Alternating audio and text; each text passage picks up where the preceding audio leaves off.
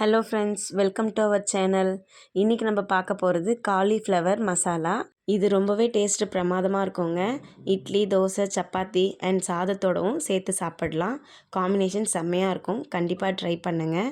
First கடாய் அடுப்பில் வச்சுட்டு ஒரு 3 குழிக்கரண்டி எண்ணெய் விட்டுக்கலாம்.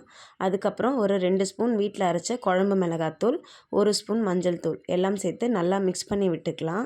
அதுக்கப்புறம் காலிஃப்ளவர் மஞ்சத்தூள் உப்பெல்லாம் போட்டு சுடு தண்ணியில் கொதிக்க வச்சு எடுத்து வச்சுருக்கேன். அதையும் சேர்த்து நல்லா பெரட்டி விட்டுக்கிறேன்.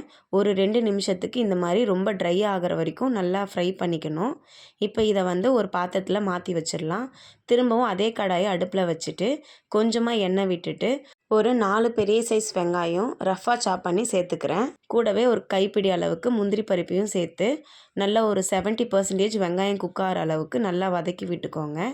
அதுக்கப்புறமா தக்காளி ஒரு 3 தக்காளி, பெரிய சைஸ் தக்காளி தான் ரஃப்பாக சாப் பண்ணி சேர்த்துக்கோங்க.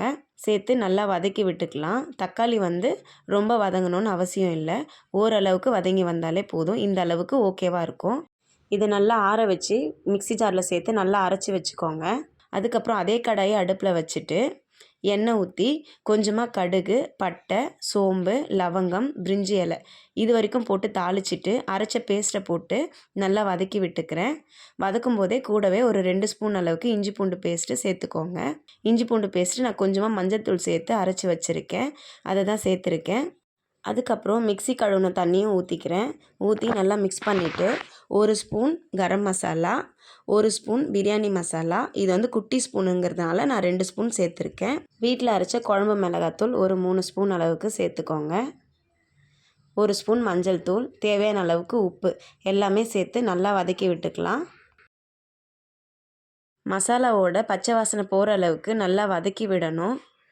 ஒரு கொத்து கருவேப்பிலை சேர்த்துக்கோங்க. நான் சேர்க்க மறந்துட்டேன்.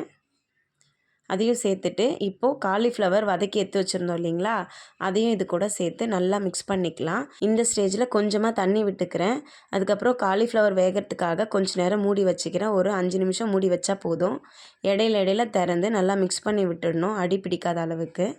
ஒரு 5 நிமிஷம் கழித்து மசாலாவோட ஸ்மெல்லாம் போயிடுச்சு. காலிஃப்ளவரும் நல்லா குக் ஆகிருக்கு.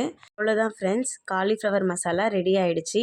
ஃபைனலாக உங்கள்கிட்ட கொத்தமல்லி இருந்தாலும் கொஞ்சமாக சேர்த்துக்கோங்க. நான் கஸ்தூரி மேத்தி சேர்த்துருக்கேன். இந்த கிரேவி உங்களுக்கு பிடிச்சிருந்ததுன்னா கண்டிப்பாக நம்ம சேனலுக்கு சப்போர்ட் பண்ண மறந்துடாதீங்க. உங்கள் ஃப்ரெண்ட்ஸ் அண்ட் ஃபேமிலியோட இந்த வீடியோஸை ஷேர் பண்ணிக்கோங்க. தேங்க்ஸ் ஃபார் வாட்சிங்.